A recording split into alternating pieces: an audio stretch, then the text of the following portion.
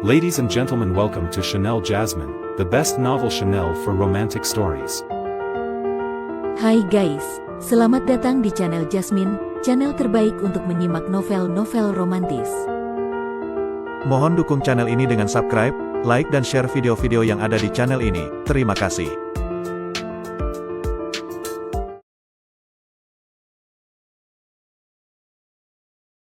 Kaisar Agung Seni Bela Diri bab 1317. Begitukah? Sekuat apapun pedang darah pemenggal dewa itu, pada akhirnya tetaplah benda luar, ujar penguasa Dao sejati reinkarnasi dengan nada meremehkan, dan seiring suaranya meluruh, kekuatan jalan reinkarnasi yang lebih dahsyat pun menyatu, membuat kubah langit yang dibentuk oleh teknik reinkarnasi menutupi langit, memancarkan tekanan yang lebih besar lagi, sampai-sampai para penguasa Dao yang berdiri agak jauh pun ikut merasakan sesak yang luar biasa. Alis indah Yun Xuan sedikit berkerut, sorot matanya menyiratkan kekhawatiran, dan selembar jimat telah digenggam erat di tangannya. Jika Luo Xiu berada dalam bahaya maut, ia tak akan tinggal diam, karena di luar ayahnya sendiri, hanya Luo Xiu yang masih bisa ia percayai dalam hidup ini. Wajah tujuh penguasa Dao sejati lainnya juga menunjukkan perubahan samar, mereka pun menyadari bahwa kekuatan penguasa Dao sejati reinkarnasi telah mencapai puncak batas penguasa Dao sejati, dan dengan fondasi seperti itu ditambah aliran bela diri reinkarnasi yang luar biasa, kekuatannya jelas yang tertinggi di antara mereka semua. Boom! Dalam sekejap, Luo Xiu mengayunkan pedang darah di tangannya, dan sinar pedang berwarna merah darah langsung melesat ke depan, membawa serta aura pembunuhan yang buas dan tak tertandingi, menghancurkan kubah langit dari kekuatan reinkarnasi layaknya kertas rapuh yang disobek. Bagaimana mungkin? Wajah penguasa Dao sejati reinkarnasi berubah drastis, meskipun sebelumnya Luo Xiu pernah mengayunkan pedang ini untuk menghadapi penguasa Dao sejati Longyang di aula kota Sungxian, kekuatan tebasan yang sekarang ini jauh melampaui yang dulu jauh lebih mengerikan.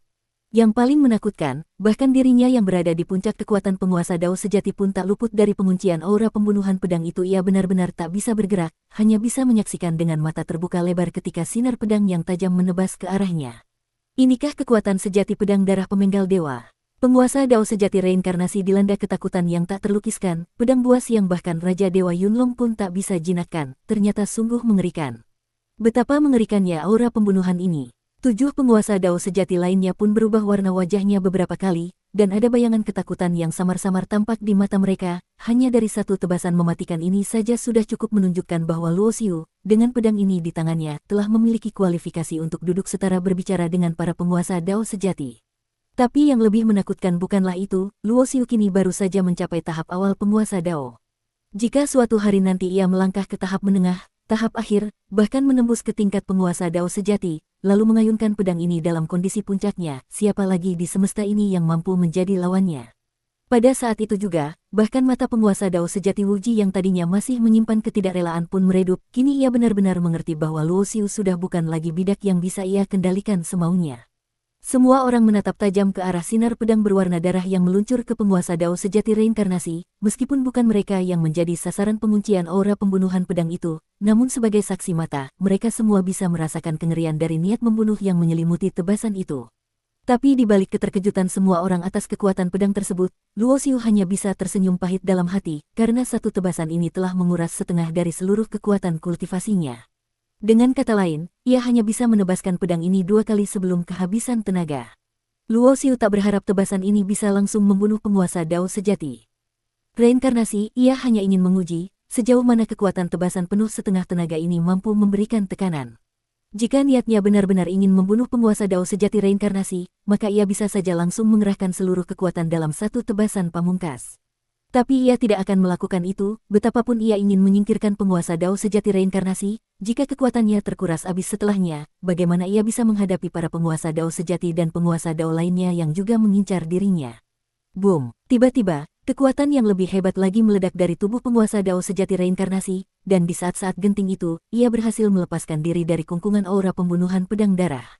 Di detik yang sama, sebuah perisai berbentuk senjata Dao terbang keluar dan menyambut sinar pedang merah darah itu, sementara tubuh penguasa Dao sejati reinkarnasi segera menghilang dari tempatnya dengan kecepatan tinggi. Ledakan dahsyat pun mengguncang tempat itu, pusaran energi yang mengerikan menyapu sekeliling, darah menyembur di udara, dan sebuah lengan terlempar jauh disertai cipratan darah segar. Semua orang membelalakkan mata mereka menyaksikan dengan jelas bahwa lengan yang terpenggal itu adalah milik penguasa Dao sejati reinkarnasi. Sementara itu, perisai Dao yang digunakan untuk menahan sinar pedang justru terbelah dua oleh tebasan itu, jatuh ke tanah seperti besi tua tak berguna. Betapa mengerikannya kekuatan buas pedang ini. Sekali lagi semua orang dilanda keterkejutan dengan kekuatan seperti penguasa Dao sejati reinkarnasi. Senjata Dao yang ia gunakan pastilah senjata tingkat atas, bahkan mungkin senjata Dao terbaik. Namun begitu, senjata kuat itu masih terbelah dalam satu tebasan, apalagi lengan penggunanya yang ikut melayang. Seandainya penguasa Dao sejati reinkarnasi tak sempat menghindar, tubuhnya mungkin sudah terbelah menjadi dua saat ini. Wajah penguasa Dao sejati reinkarnasi tampak sangat muram. Ia tak menyangka bahwa Luo Xiu ternyata mampu mengeluarkan kekuatan sehebat itu dari pedang darah pemenggal dewa, dan andai saja ia tahu sebelumnya, ia pasti tidak akan dengan sengaja memancing pertikaian dengan orang ini. Terluka hingga kehilangan satu lengan sebenarnya bukan masalah besar baginya, karena di dalam jalur Dao reinkarnasi yang ia kuasai, terkandung juga prinsip hidup, mati, dan ruang waktu, sehingga kekuatan reinkarnasi memiliki kekuatan polaritas antara hidup dan mati.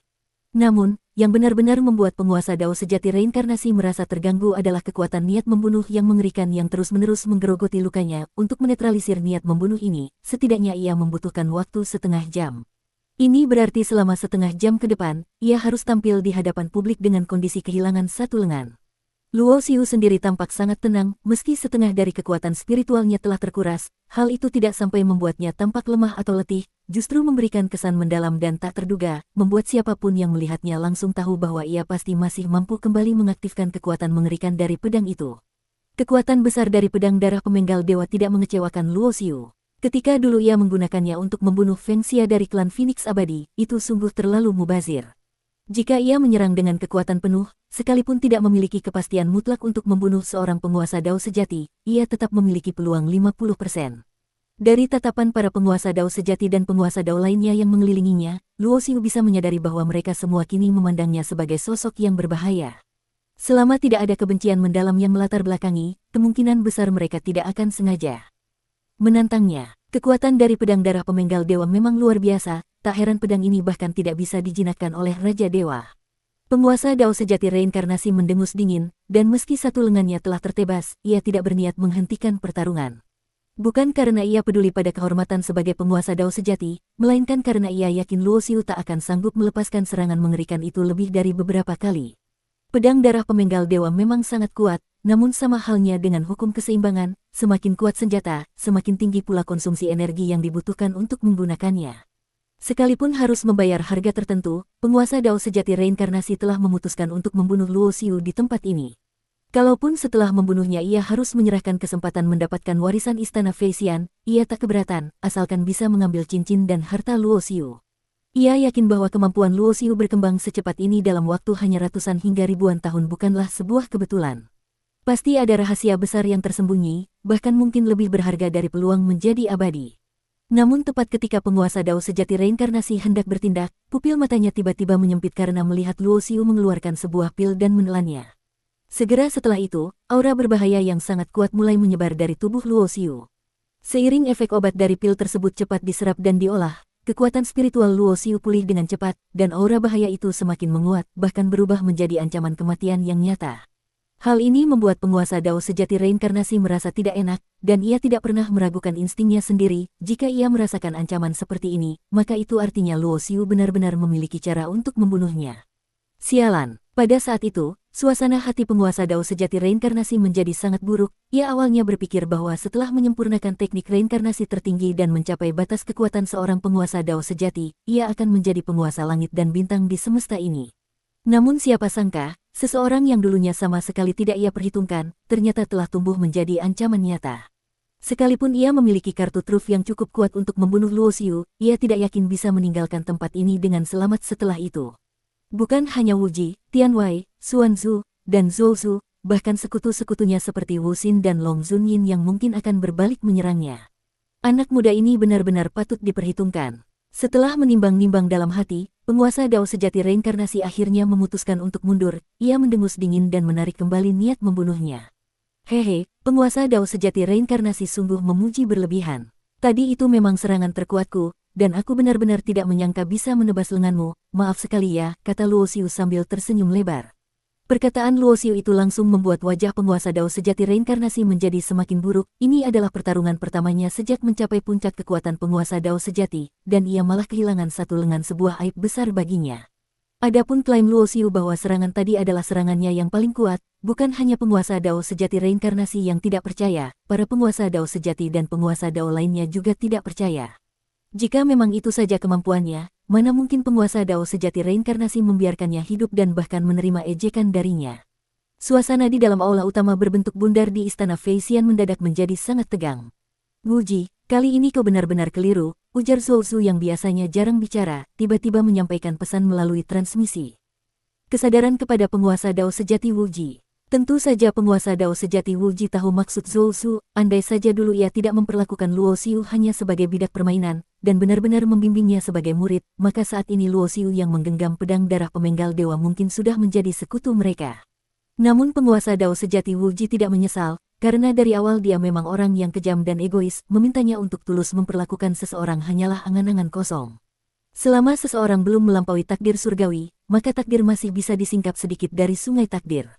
Tapi satu-satunya pengecualian adalah Luo Xiu ini. Bahkan ketika dulu kekuatannya belum menyamai 9 kaisar besar, takdir surgawi pun tak bisa melihat sedikit pun rahasia takdirnya. Zhou Su melanjutkan, menurut sang takdir, Luo Xiu adalah sebuah anomali, takdirnya bahkan melampaui cengkeraman sungai takdir itu sendiri. Takdir, penguasa Dao sejati Wuji mendengus, Zhou Su, kita sudah mencapai tingkat kekuatan seperti ini, kau masih percaya dengan hal-hal tak terlihat seperti itu? Zhou Su terdiam sejenak sebelum kembali menjawab lewat transmisi batin, aku percaya. Bersambung.